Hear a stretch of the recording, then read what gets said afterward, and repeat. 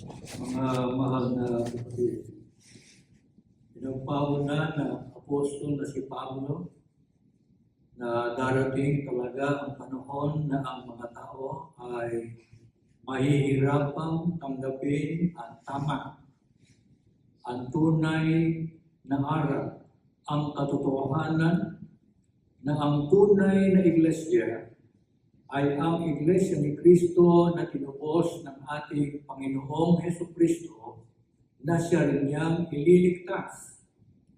Kaya magugulitan natin lahat kung gaano kahalaga ang ating pagka-iglesia ni Kristo.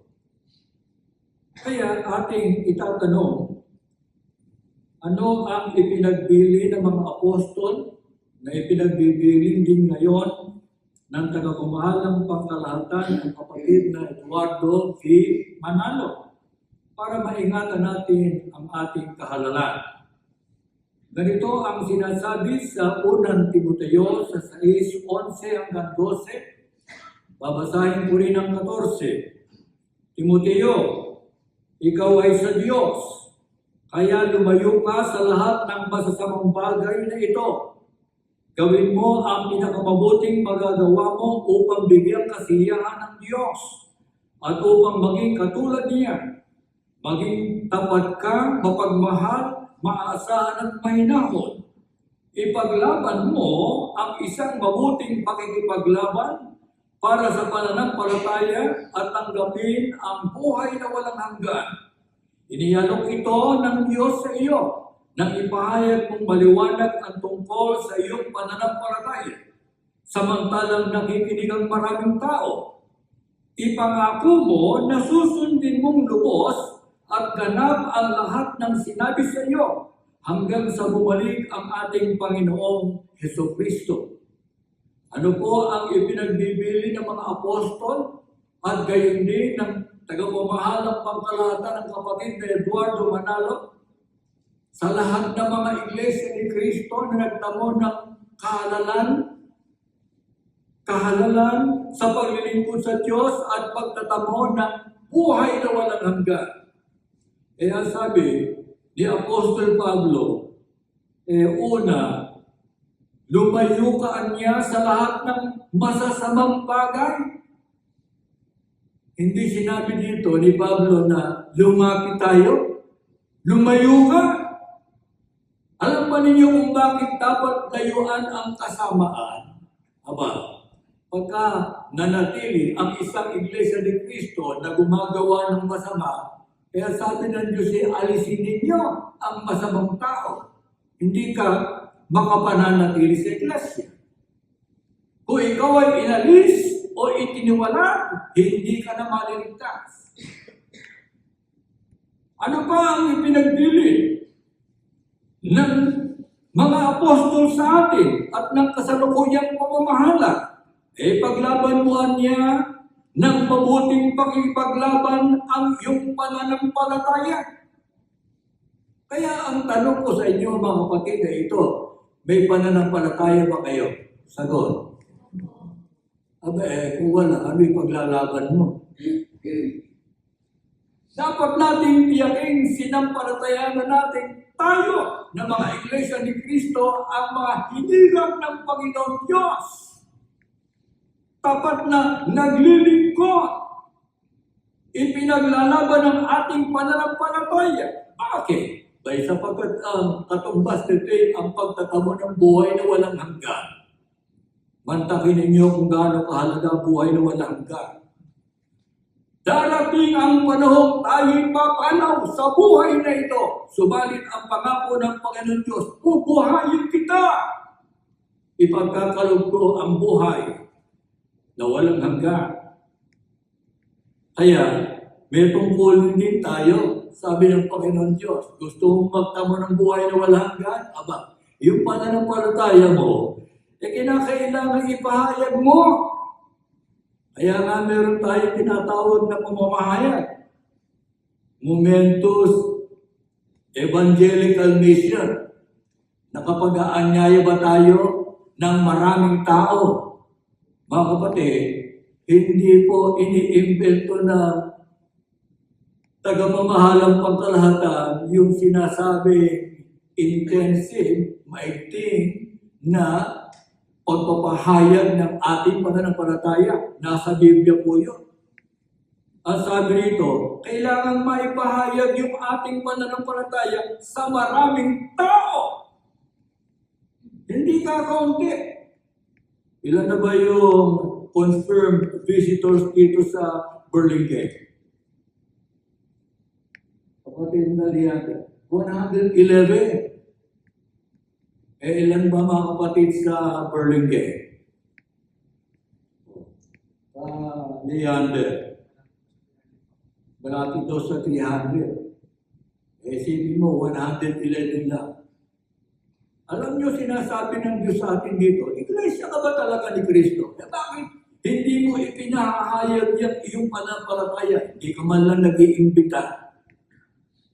Tandaan natin, yung Israel, itinakwil ng Diyos. Bakit? Sapagkat matigas ang puso, matigas ang ulo, ayaw sumunod. Magaling lang makinig, pero ayaw sumunod. Sumunod tayo. Kaya nga sabi ng banal na kasulatan, sa pagdating ng ating Panginoong Hesukristo, matiyak natin isasama tayo. Dadalhin tayo sa langit. Kaya sa July 21st, kinakailangan sama-sama tayo. Kaisa tayo ng pamamahala sa napaka-momentous na evangelical mission. Kailangan idalo natin ang ating sarili at magdala tayo ng maraming bisita sapagkat yan ang salita ng Diyos. Hindi natin yan inimbento. Ngayon, bakit dapat ipaglaban ang pananampalataya? Alam niyo, ang mga iglesia ni Kristo, hindi dapat na duwag. Baka ikinahihiya mo pa pagka-iglesia ni Kristo mo. Dapat matapang ka. Kaya sabi ng Panginoon Diyos, ipaglaban mo ang iyong pananampalataya. Meron pa tayong kaaway na ayaw. Na gawin natin yan. Ito, ang pahayag ng isa pang apostol, sa unang Pedro 5:8 hanggang 9 at 8 pa. Pakinggan natin mabuti. Lagi kayong maging gising. Yung mga natutulog, masama yan. Sapagkat salita ng Diyos ito, hindi naman ako ang nanggigising, kundi ang Diyos. Lagi kayong maging gising at listo, sapagkat ang inyong kaaway ang dyablo ay patuloy na nagpapagala-gala tulad ng isang leong umuungal na naghahanap ng taong lalamunin. Dapat kayong manatiling matibay na nakikipaglaban sa kanyang mga tentasyon at manatiling matatag at walang pagbabago tungkol sa bawat pagtuturo ng pananampalataya. Alalahanin ninyo na ang inyong mga kapatid na Kristiyano sa buong daigdig ay nakakaranas ng gayuning uri na mga tiisin na tulad ng sa inyo. Huwag ninyong payagang ang inyong sarili na matuliro na mga alalahanin, mga pakinabang at mga kasiyahan ng daigdig. Meron ba tayong kalaban o kaaway mga kapatid? Ano sagot natin? Meron. At hindi basta-basta yung kaaway natin. Sino kaaway natin, mga kapatid? Matalino yung dyablo. Huwag mong pababayaan pagsamba, harap ng Diyos yan. Pero pag nasa pagsamba ka, matulog ka. Ang sarap matulog ka niya sa pagsamba. Sabi ng iba, biro, pumapasok pa lang dito, hilo na. Hinaantok na. Bakit? Sabi yung kaaway mo dyablo, matalino yan. Kaya, parang may umuungal na niya at hinahanap yung inaantok para lamunin niya. Kaya salita ng Diyos, gising! Gising! Manatili kang matatag! Hindi nagbabago ang iyong pananampalataya. Napakaraming mga kapatid na ganito. Sabi rin sa Biblia, tingnan mo niya mga kapatid sa buong mundo. Pagka ang pag-uusapin, paglilingkod sa Diyos, lalong-lalo na mga pagsamba, halangan mo man ng ano ba. Kahit leyon yung nasa daan. kahit isno, kahit napakalakas na bagyo, baha, sumasamba, nakalutang sa baha.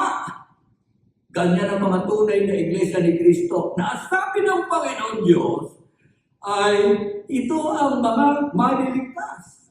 Katakot-takot na tiisin ang kanilang pinagdaraanan. Subalit tapat na lingkod ng Panginoon Diyos. Ito ang ating dapat na maging katangian, mga mahal na kapatid, para hindi magwagi ang ating kaaway na diablo. Tatandaan natin, ang iniaalok ng Diyos kaligtasan, pero ang iniaalok ni Satanas, kapahamakan at kamatayan. Hindi natin dapat payagan siya'y magwagi. Kaya, paano tayo mga pamanalaging tapat sa pananampalataya upang makatiyak tayo ng ating kaligtasan? Tanong sa inyo mga kapatid, sumasampalataya ba kayo na ang ating Panginoon Kristo ay talagang darating o hindi? At kung hindi, ano ginagawa mo rito? Kaya sabi ni Apostol Pablo, yung pananampalataya mo na walang tunga, walang kabuluhan niya. Nag-aaksaya ka lang ng panahon. Sinabi ni Pablo yun, your faith is in vain, useless. Kaya, ano rin ang tagubili ni Apostol Pablo para makatiyak tayo ng kaligtasan? Basahin natin. Puro nasa Biblia yan. Wala tayong inimbentong aral sa Iglesia. Ganito ang sinasabi sa aklat ng Hebreo sa kanyang 10:32, 35, 37. Pakinggan natin. Kailanman ay huwag ninyong kalilimutan ng mga unang panahon ng una ninyong matutuhanan ang tungkol kay Kristo. Alalahanin ninyo kung paano kayo na malaking tapat na mananampalataya kahit nagdulot ito ng matinding paghihirap. Huwag ninyong payagang mawala itong mapagtitiwalaang pananalig sa Panginoon. Ano man ang mangyari, alalahanin ninyo ang dakilang gantimpala na idudulot dito sa inyo, sapagkat sa sandaling panahon, siya'y paririto, darating at hindi magluluwat. Ayon sa Biblia, paano tayo magpamamalagi dapat sa pananampalataya upang makatayo tayo sa ating kaligtasan? Kaya sabi ng apostol na si Pablo, alam niyo si Apostol Pablo talaga mananampalataya ng Iglesia ni Cristo. Napakatatag, namamalaging tapat. Pero alam niyo, dinanas niya, napakatinding paghihirap at pagtitiis bilang Iglesia ni Cristo. Maraming Iglesia ni Cristo ganito ngayon. Kahit may karamdaman, maraming ligaling at pagabag sa buhay, maraming suliranin. Pero pagka ang pag-uusapan na yung paglilingkod niya sa Diyos, hindi mo kailanman pupukwestiyon ang kanyang pananampalataya. Sa pagsamba, hindi siya maaaring lumipan. Kapag alam niyang hinihintay siya ng Diyos sa pagsamba. Alam natin na ang ating inaasahan ay tunay na mangyayari. Kaya naman nasabi rin ng Panginoon Diyos, huwag mong malilimutan yung iyong mga puhunan, mga sakripisyo mo. Subalit nanatili kang tapat anuman ang mangyari. Di ba ganyan tayo? Ano man ang nangyari, ano man ang dumating sa buhay ko, hindi ko ipagpapalit ang aking pagka-Iglesia ni Cristo. Sabihin din natin yan sa ating mga anak. Mawawala kami sa daigdig, pero may iwan namin kayo. Huwag ninyo ipagpapalit ang pagka-Iglesia ni Cristo ninyo. Gusto ko kayong makita sa araw na yun ng kaligtasan. Yan ang ating ipamamana sa Kanya. Ano dapat nating hilingin sa pagsambang ito? Sahin natin ng awit 27, 1 hanggang 6. At ganito po ang pahayag ng Biblia. Ang Panginoon ang aking ilaw at ang aking kaligtasan. Ako ay hindi matatakot kanino man. Ang Panginoon ang nag-iingat sa akin sa lahat ng panganib. Kailan ba hindi ako matatakot kapag ang masasamang tao ay sumalakay sa akin at nagtangkang ako ay patayin? Sila ay madarapat mabubuwal. Kahit paligiran ako ng isang buong hukbo, ako ay hindi matatakot. Kahit salakayin ako ng mga kaaway, magtitiwala pa rin ako sa Diyos. Aking hiniling sa Panginoon ang isang bagay lamang ang aking ibig, na makapanirahan sa bahay ng Panginoon sa buong buhay ko upang mamangharoon sa kanyang kabutihan at upang hilingin ang kanyang pamamatnubay. Sa mga panahon ng ligaligay, ikukubli niya ako. Iingatan niya akong ligtas sa kanyang templo at gagawin tiwasay sa ibabaw ng isang malaking bato. Kaya ako ay magtatagumpay sa aking mga kaaway na nasa paligid ko. Sa mga hiyaw ng kagalakan ay aking iahandog ang mga hain sa kanyang templo. Ako ay aawit, aking pupurihin ang Panginoon. Anong dapat nating hilingin at ipagmakaawa sa Diyos? Gaya rin ng dapat na lingkod ng Diyos na si David. Isang hari, marami rin suliran. Mas marami pa sa atin. Sino ang kanyang pag-asa? Gayon din ang ating pag-asa. Ang Diyos. Kaya nga sabi, ba't ako matatakot? Walang dahilan. Kahit na sa panganib. Kahit sa mga kaaway. Isang inihiling ko sa Panginoon na dapat nating hilingin lahat. Makapanahan niya sa bahay ng Panginoon ang ibig sabihin. Mamalagi tayo nasa pagsamba. Sa buhay at kamatayan. Ating ipagpipilitan na makasunod sa Panginoon Diyos na hindi pinababayaan ang ating pagsamba. E paano po yung suliranin ko, kapatid? Sabi ng Panginoon Diyos, iingatan kita. Tutulungan kita. Paano po yung panganib, kapatid? Ikukubli kita. Magtatagumpay ka sa iyong mga kaaway. At sabi nga sa banal na kasulatan, hanggang tayo mapatay, tayo aawit, tayo pupuri sa Panginoon. Kaya anong bumabagabag sa atin? Karagdawan ko po. Ang aking po mga suliranin sa aking pamilya, sa anak buhay. Napakarami ko po pagkakagalitan.